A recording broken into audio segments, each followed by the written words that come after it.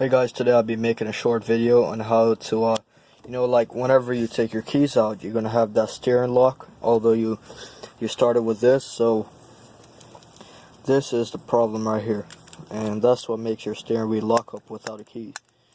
So this normally go in the back there, around here.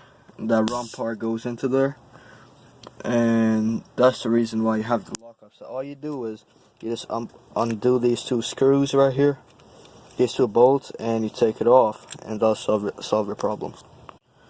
And just a bit more, this part moves up and down whenever you put your keys in there. And if you look in the bottom here, let me see if I could get that. That right there is the reason why you get the steering lock. So just undo this, and you're gonna have that problem solved. If it's for a race car, and I mean, you could drive around with a screwdriver for key, but you just have to have your insurance and proof of ownership if police stop you, just to say that like you own it, so they won't think that the car is stolen.